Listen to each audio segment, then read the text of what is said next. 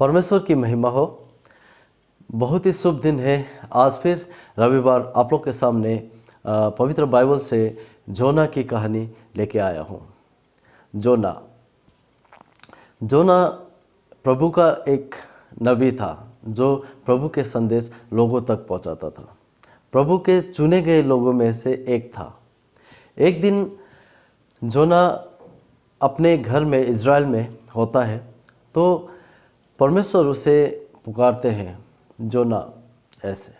तो जैसे जोना जागता है तो परमेश्वर उन्हें आवाज़ देते हैं कि तू नीनवे एक बड़ा जो शहर है वहाँ जा, वहाँ के लोगों का जो है पाप का घाड़ा क्या है भर चुका है, वो लोग बहुत ज़्यादा अधर्मी हैं। तो उन्हें जाके ये संदेश सुना कि अगर वो ऐसे ही रहे, अगर उन्होंने अपना पश्चाताप नहीं किया और अपने ही धुन में अगर अपने ही तरीके से वो लोग चलते रहे तो उन्हें क्या होगा, परमेश्वर का दंड उनके ऊपर में आएगा। ये मैसेज जाके क्या करना, ये संदेश तू जाके निनवे में बता। तो जैसे योना अपने भाइयों से, अपने पिताजी से, अपने बहन से इस प्रभु के जो संदेश के बारे में जब वो चर्चा करता है तो उनके भाई डर जाते हैं। जैसे निनवे का नाम सुनते हैं तो डर जाते हैं। वो लोग बोलते हैं कि नहीं, तू वहाँ नहीं जाना, आपके वहाँ लोग क्या कर लेंगे, खाल खींच लेंगे। वहाँ तो लोग बहुत ही ज़्यादा भयानक तरीके से अपने ज़िंदगी को बिताते हैं। वहाँ लूटपाट, चोरी और गंदे काम और मार काट ज़्यादा चलता है। ऐसे बोल के जोना को क्या करते हैं, वो लोग अपने ही फैमिली वाले पहले डरा देते हैं। लेकिन उनके जो पिताजी होते हैं, उनके पिताजी बोलते हैं, उनके जो पिताजी उसे बोलते हैं कि मेरे भाई लोग तो मुझे इस तरीके का बात कर रहे हैं बोल के। तो उनके पिताजी बोलते हैं कि तुम यहोवा के क्या हो, नबी हो, तुम्हें ईश्वर ने, यहोवा ने तुम्हें चुना है कि तुम क्या करो, लोगों तक संदेश, उनके संदेश को पहुंचाओ। तो उनके पिताजी उनका मनोबल बढ़ाते हैं, जोना का मनोबल बढ़ाते हैं और कहते हैं कि अगर यहोवा ने ये संदेश देने के लिए बोला है तो कुछ तुम्हारे बारे में बेहतर सोच के ही बोला होगा। तो रात भर जोना जो है उसी सोच में लगा रहता है कि कहीं वहाँ के लोग मुझे मार ना दे, और वो डर के मारे क्या करता है, वो रात भर सो नहीं पाता है। तो अगले दिन उजाला होने से पहले वो अपने घर को छोड़ के निकलता है। वो यहोवा से भागना चाहता था। वो सोचता था कि हाँ, मैं अगर निनवे के जगह में तारसीस चला जाऊं तो क्या है, वहाँ यहोवा मुझे ढूंढ नहीं पाएंगे और मैं इस बला से, ये मुसीबत जो मेरे ऊपर में आई है कि क्या करना है, निनवे जाने वाली, वो मुझे जाना नहीं पड़ेगा। तो जैसे ही जोना निकलता है अपने क्या बोलते हैं, यात्रा के लिए, तो वहाँ जाके जोना एक जहाज में एक वहाँ जितना मूल्य देके, जैसे अभी टिकट काटते हैं हम लोग, उसी तरह वहाँ कुछ मूल्य देके वो जहाज में बैठने का क्या ले लेता है, परमिशन ले लेता है। तो उसके बाद जैसे ही वो जहाज में पहुँचता है, जहाज में वो तारसीस के लिए जब जहाज में चढ़ता है तो वो दुखी तो है ही है। तो वो जाके जहाज के सबसे निचले हिस्से में जाके वो सो जाता है। अब यहाँ से कहानी शुरू होती है।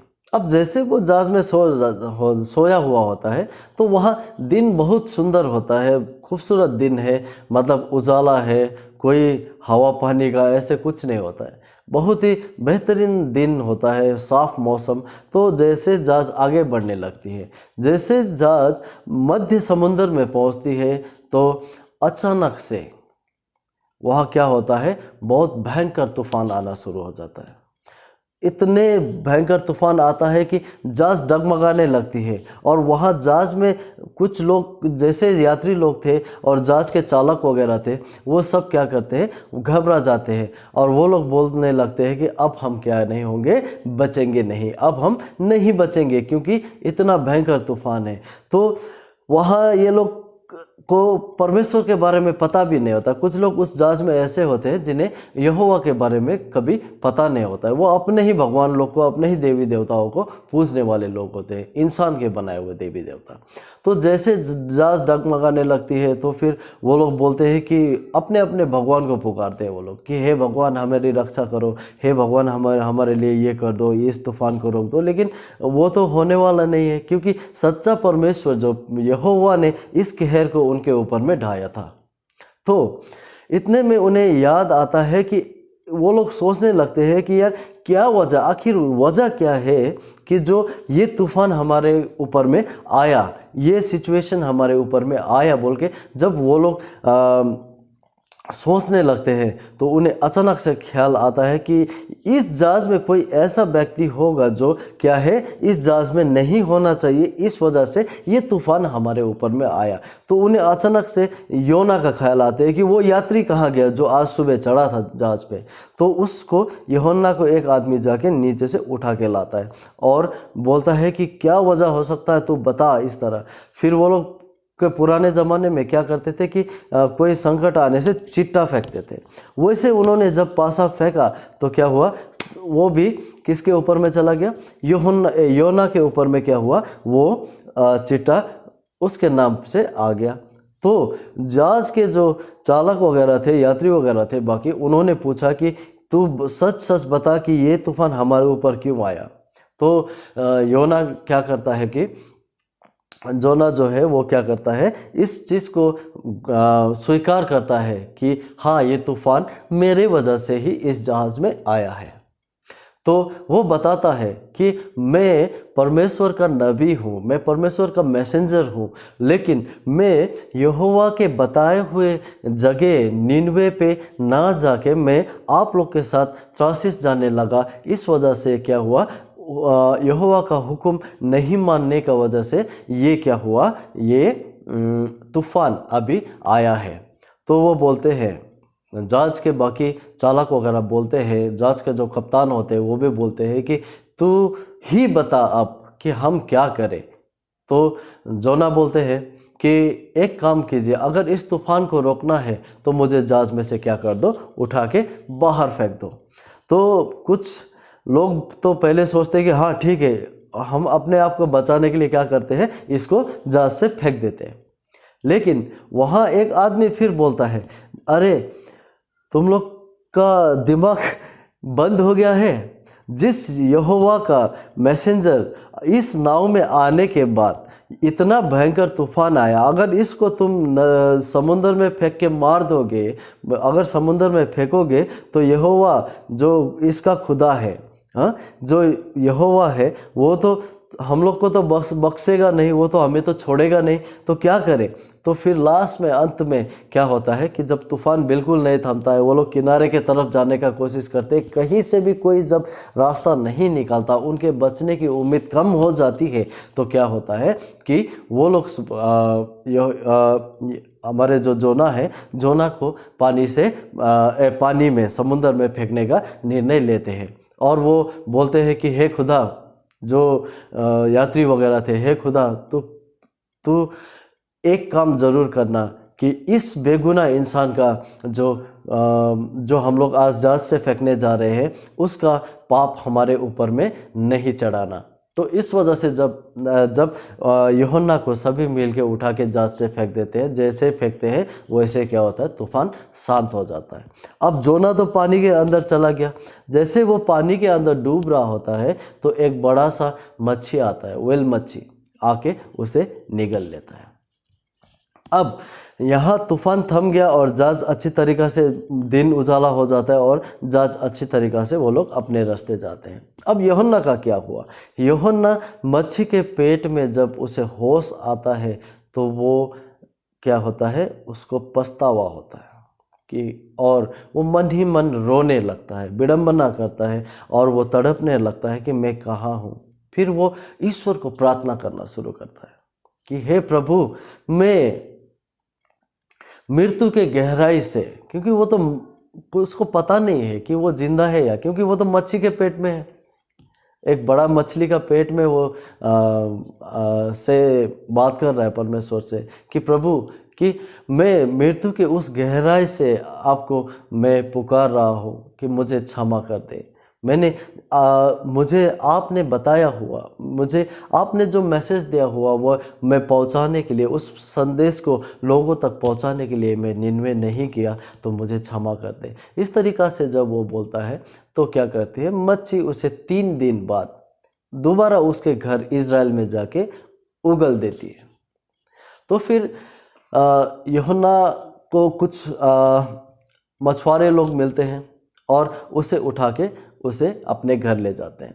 अपने घर ले जाने के बाद फिर यूहन्ना को क्या करता है कि जोना को ठीक होने के बाद में क्या होता है, जोना अपने घर में जाता है। वैसे उसके पिताजी, उनके बहन, उनके 2 भाई को जब वो अपना कहानी सुनाते हैं तो योना को बोलते हैं कि तू परमेश्वर का, यहोवा का आज्ञा मान और निन्वे जा।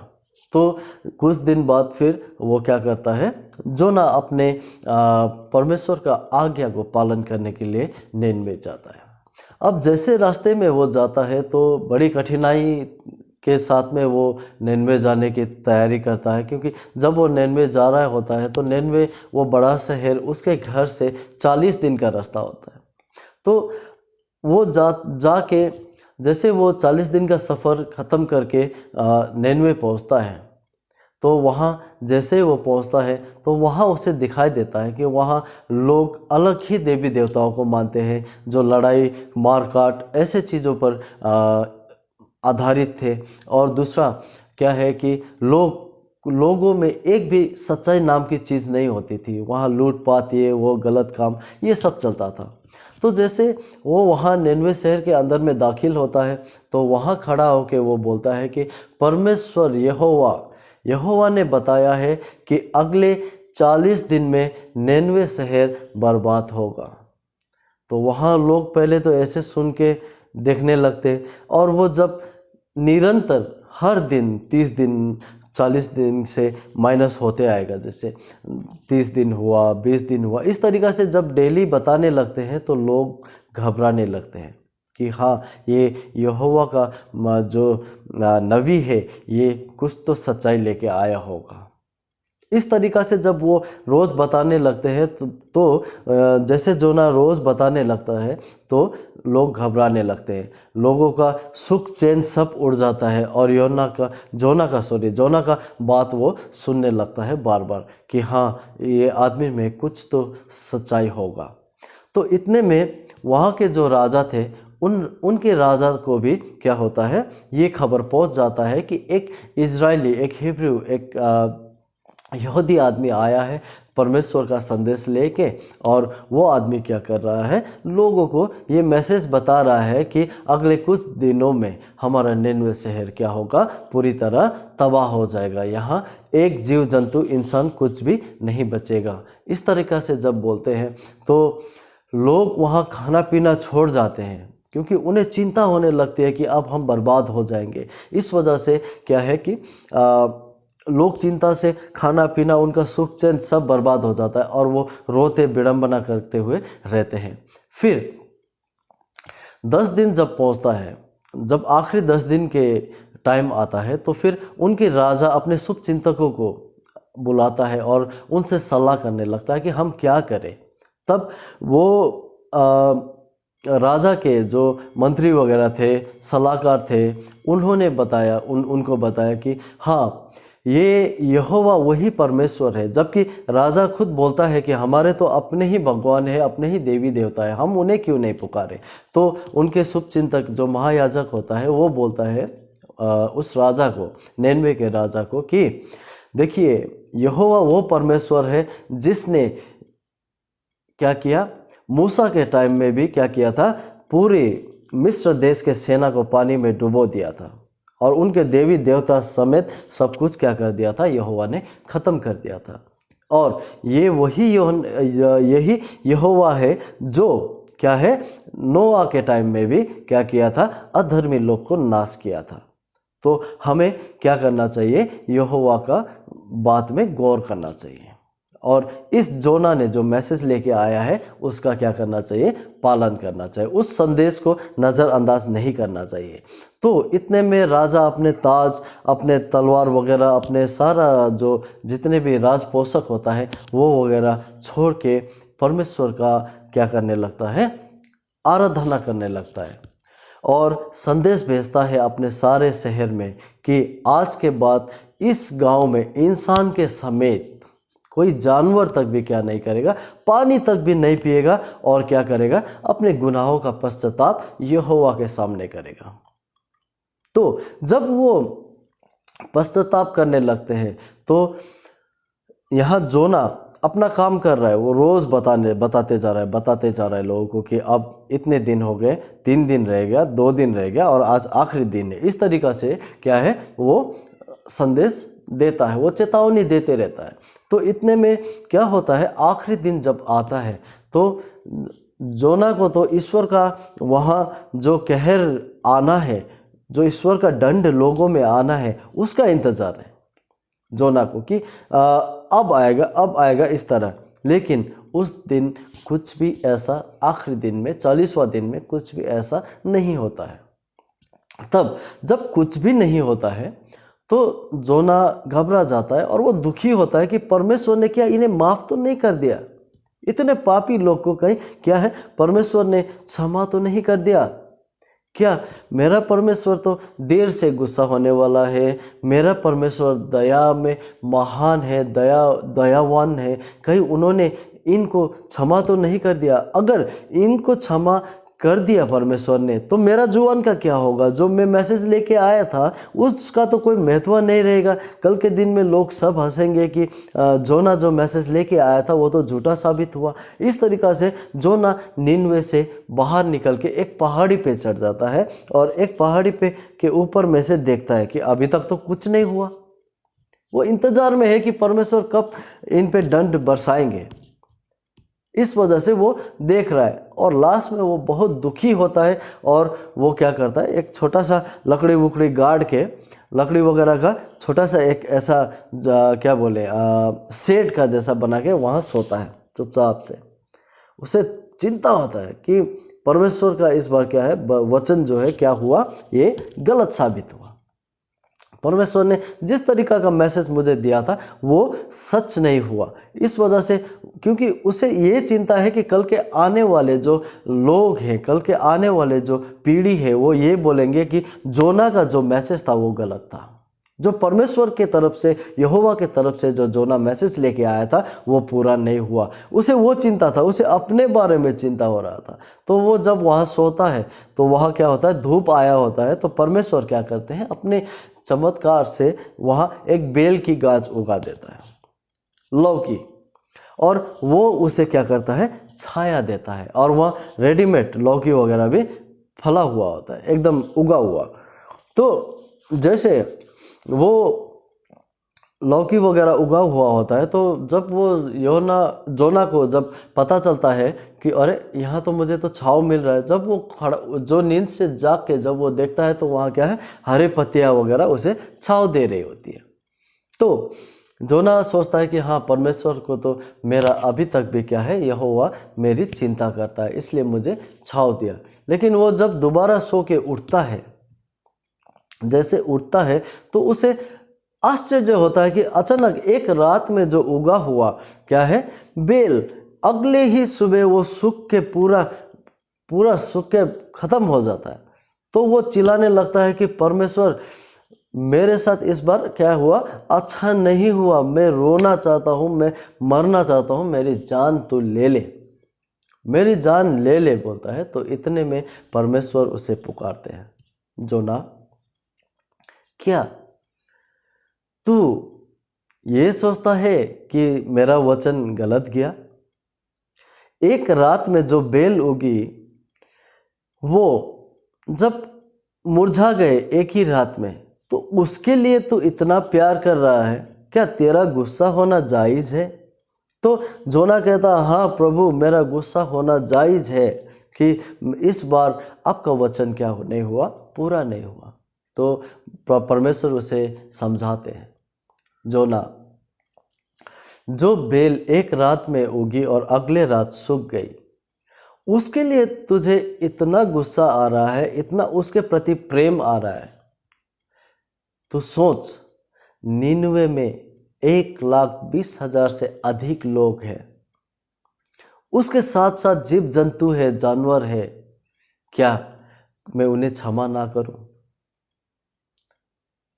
तो इस तरीक़ा से परमेश्वर ने जोना को क्या करते हैं, समझाते हैं कि क्या मैं उन्हें ऐसे एक दिन में मार दूं, जबकि उन लोगों ने मेरा नाम लेके, उन्होंने व्रत रख के, उपवास लेके, पानी तक नहीं पी के, अपना जब गलतियों को मेरे सामने में रखा और पश्चाताप करने लगे। हर एक लोग, बच्चा तक ने भी पानी नहीं पिया, जानवर तक को भी पानी नहीं दिया, तो क्या मैं उन्हें क्षमा ना करूं? तब जोना को होश आता है कि हाँ, ये सही था। और जोना क्या करता है, अपने दिल को मजबूत करता है, वो बात समझता है, उस बात को समझ लेता है, और वो दोबारा निनवे में जाता है देखने के लिए कि लोग क्या कर रहे हैं। तो जैसे जोना वहाँ पे पहुँचता है, तो जोना को सब लोग अच्छा से स्वागत करते हैं और खुश होते हैं कि आपने हमारी आंखें खोल दी, कि यहोवा के बारे में बताया, और आज हम लोग यहोवा के जो क्रोध से, यहोवा के दंड से हम लोग बच के, बोल के क्या करते हैं, सभी के सभी क्या करते हैं, लोग उसे धन्यवाद देते हैं, लोग उसे अच्छा से वेलकम करते हैं। तब जाके क्या होता है, यूहन्ना को लगता है कि हाँ, परमेश्वर ने इन्हें क्या किया, क्षमा कर दिया। तो दोस्तों, आज का हमारा हिंदी बाइबल स्कूल का ये संडे का जो sermon था, इसका यही तात्पर्य बनता है कि हमारे परमेश्वर बहुत दयालु है। हमारे 1000 गुनाहों को करने से भी अगर हम परमेश्वर के पास में लौटते हैं और उन्हें अपने गलतियों का माफ़ मांगते हैं और अपने गलतियों का पश्चाताप करते हैं, तो अवश्य ही हम सब के पाप परमेश्वर क्षमा करेंगे। तो इतना बोलते हुए मैं आज का हमारा हिंदी बाइबल स्कूल का ये सर्विस यहीं पे समाप्त करता हूँ। तब तक के लिए पिता, पुत्र और पवित्र आत्मा के नाम पर आप सब के लिए मैं ढेर सारा आशीष मांगता हूँ। आमीन।